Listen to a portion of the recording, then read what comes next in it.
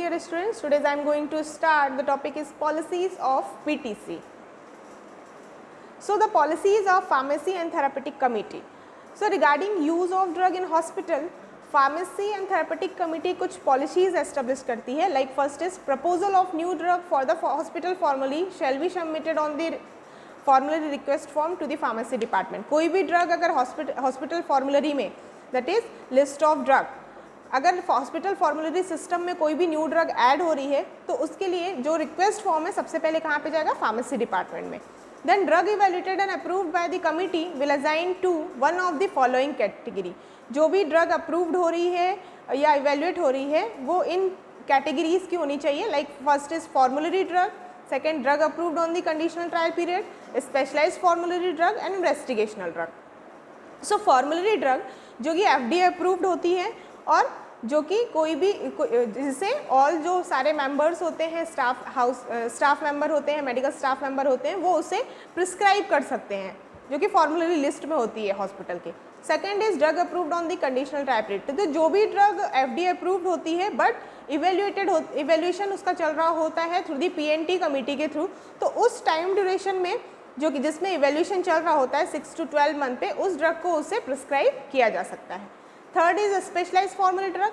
तो कुछ patient care के लिए स्पेशलाइज्ड ड्रग्स होती हैं जो कि FDA अप्रूव्ड होती हैं, वो इस कैटेगरी में आती हैं. Fourth is investigational drug. तो जो भी FDA अप्रूव्ड ड्रग जो कि इन्वेस्टिगेशन जिसमें चल रहा है, जो कि कमर्शियली अवेलेबल नहीं होती हैं, वो उसको हॉस्पिटल फॉर्मुलरी सिस्टम में या उसमें ऐड कर सकते हैं. According to pharmacy and therapeutic committee ऐसा हो रहा है.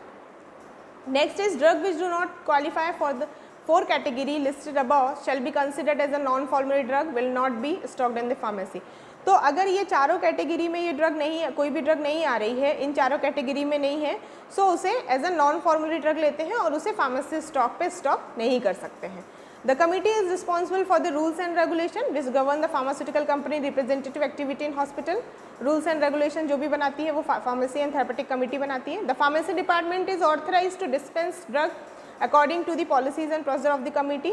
सो फार्मेसी डिपार्टमेंट वही ड्रग स्टोर कर सकता है, स्टॉक में रख सकता है जो कि इससे ऑथराइज्ड हो PNT कमिटी से.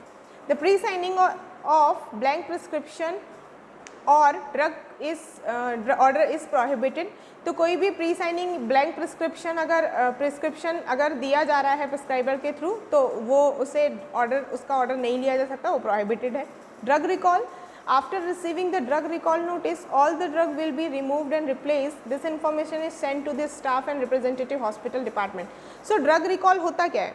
एक्चुअली कोई भी ड्रग अगर मार्केट में आ जाने के बाद भी अगर उसमें कुछ साइड इफ़ेक्ट देखे जा रहे हैं तो वो ड्रग का रिकॉल किया जाता है. अदर मतलब कि उसे मार्केट से वापस लिया जाता है, उसे मार्केट में सेल आउट नहीं किया जाता. सो उसे बोलते हैं drug recall.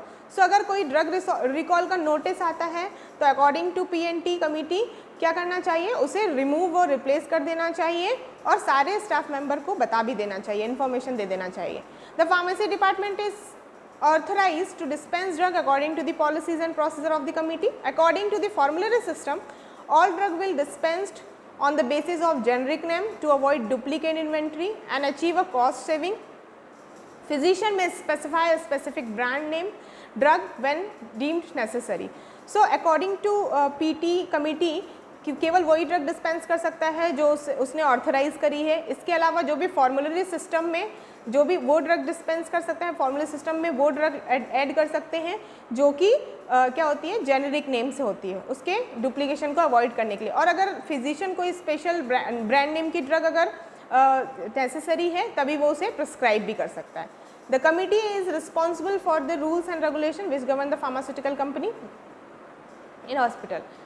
Next is in patient prescription. So policies में जो ने पॉलिसीज़ बनाई है फार्मेसी एंड थेरेपेटिक कमिटी में, तो उनमें इन पेशेंट प्रिस्क्रिप्शन कैसा होना चाहिए. First is a routine drug order. So physician medication order written और in patient order form is deem to legal prescription. So इसके PNT कमिटी ने इन पेशेंट प्रिस्क्रिप्शन के लिए कुछ रूल्स एंड रेगुलेशंस, कुछ पॉलिसीज़ बनाई है. उनने सबसे पहले जो रूटीन ड्रग ऑर्डर के हिसाब से बनाया है, फिजिशियन मेडिकेशन ऑर्डर रिटर्न में होना चाहिए. On in patient order form is deemed a legal prescription. A legal copy of the medication order must be forwarded to the pharmacy and must include following information. So जो भी return prescription होता है, return prescription है वो उसे legal बोला है, उसे लीगली बताया है, एंड देन वो जो लीगल कॉपी है वो फॉरवर्डेड होना चाहिए कहाँ पे, फार्मेसी डिपार्टमेंट में. सो जो उसमें इंफॉर्मेशन रहनी चाहिए वो कौन कौन सी, the patient address information, the name of the nursing unit, the name of the strength of each drug, direction for frequency of administration, the route of administration, the signature of prescribing physician, the date and time, and the order written by the medical student must be countersigned by the member staff. ठीक है, तो ये inpatient routine drug में ये सारी जो routine drug का form है, प्रिस्क्रिप्शन है, उसमें ये सारी चीज़ें दी होनी चाहिए. देन अगर IV ऑर्डर्स है, दैट इज इंट्रावेनस ऑर्डर्स हैं, so orders for the intravenous medication must be written in the same manner, same जो भी फॉर्मेट है उस मैनर में होना चाहिए. As a routine drug order must include the following addition information, जो भी रूटीन ड्रग की इन्फॉर्मेशन है इसके अलावा कुछ जो भी एडिशन है किसके लिए, IV ऑर्डर्स के लिए, वो उसमें नोटिफाई होना चाहिए.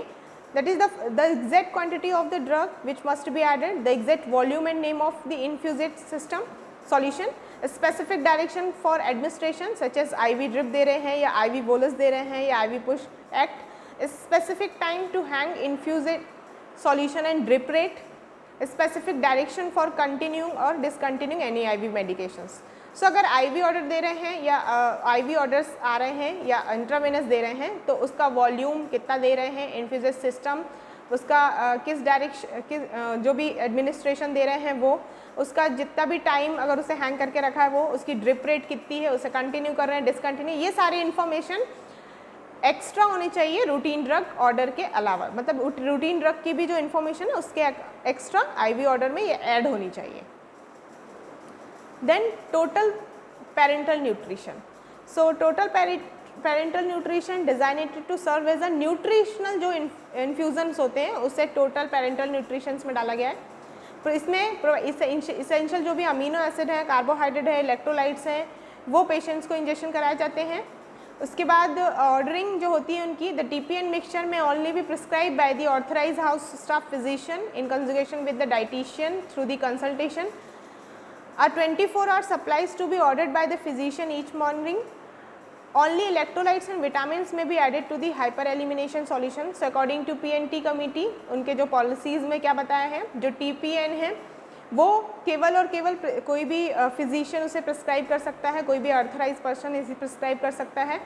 और उसमें जो भी दिया जाता है उसमें अमीनो एसिड, कार्बोहाइड्रेट, इलेक्ट्रोलाइट्स, कुछ इस टाइप की जो भी न्यूट्रिशंस हैं वो IV के वो पेरेंटल के थ्रू प्रोवाइड की जाती हैं. 24 आवर सप्लाई जो होता है वो फिजिशियन के थ्रू ईच मॉर्निंग में देना चाहिए. ये सारी कुछ पॉलिसीज़ हैं जो TPN के थ्रू बनाई हैं. देन सेल्फ मेडिकेशन के लिए उनने क्या बताया, ये सारी इन पेशेंट चल रही है. इन पेशेंट में क्या क्या उनने पॉलिसीज़ बनाई थी इन पेशेंट ऑर्डर में. So self medications, only nitroglycerin और antacid may be left at the patient bed side for the self administration. केवल सेल्फ एडमिनिस्ट्रेशन के लिए अकॉर्डिंग टू PNT केवल नाइट्रोग्लिसरीन और जो एंटासिड है वही बेड साइड के, मतलब बेड के इनके जो इन पे हॉस्पिटलाइज पेशेंट है उसके बेड के साइड में होना चाहिए. If so ordered by the physician, अगर उसे फिजिशियन ने ऑर्डर किया है. The quantity of nitroglycerin is limited to 10 tablets which must be counted by the nurse of the conclusion each shift and charted in the patient medical record. Antacid must be recorded and replenished in the same manner. So जो भी या तो nitroglycerine या तो अगर antacid अगर bed side पे है तो उसे ये हर टाइम, मतलब हर शिफ्ट में उसे नर्स काउंट करेगी, 10 से ज़्यादा नहीं होना चाहिए और उसे कोई फिजिशियन ही प्रिस्क्राइब करे. ठीक है, सेल्फ मेडिकेशन के लिए केवल इतनी पॉलिसीज ने दी. Next is a medication bought to the hospital by the patient. Medication bought into the hospital by the patient may not be kept in the patient bed side. जो भी अगर patient अगर खुद की मेडिसिन ले रहा है, खरीद रहा है, तो वो अपने बेड साइड पे नहीं रख सकता है. मतलब अब जहाँ पे वो एडमिट है वहाँ के उस बेड के साइड में उसे नहीं रख सकता है. Medications are sold to the physician and then send to the home responsible family member of. वो उसे डॉक्टर को दिखाएगा वहाँ से लेने के बाद और उसे फिर घर भेज देगा. बेड साइड पे केवल जो भी हॉस्पिटलाइज, जो भी नर्स, जो वहाँ की जो भी डिस्पेंस ड्रग जो भी डॉक्टर ने प्रिस्क्राइब करी कि वो यहाँ पे रख सकता है, केवल वही ड्रग वो वहाँ पे स्टोर कर सकता है. Then a few medication order must be written by the physician if change is wanted to route of administration or in doses. Discharge prescription में क्या बताया है? A separate prescription is required for each medications which the patient is to take home. Each prescription must contain the following information. Discharge के लिए उन्होंने बताया एक अलग से प्रिस्क्रिप्शन फॉर्म बनता है और उस प्रिस्क्रिप्शन फॉर्म में क्या क्या इन्फॉर्मेशन होती है? Patient address information, name of the drug and strength, quantity of to be dispensed, much specific instruction for the patient, number of refills, signature and printed name of physicians.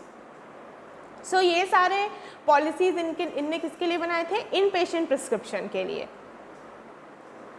Then out patient prescription के लिए क्या बनाए policies हैं? Outpatient prescribing. The hospital requires that the prescription be written for any drug or medical supply which is to be dispensed or hospitalized patient at discharge, clinic patients and employees. Such prescription may only be written on hospital prescription form to compliance with all category agencies. So जो भी hospital में required होती हैं इन patient के लिए जो भी drug dispense हो रही है वही ड्रग आउट पेशेंट के लिए भी प्रिस्क्राइब कर सकते हैं. इन्फॉर्मेशन कौन कौन से उसकी प्रिस्क्रिप्शन में होना चाहिए? Address, patient information, date, name, strength of medications, quantity of to be dispense, specific information for the patient administration, specific number of refill, signature and printed name of the physician.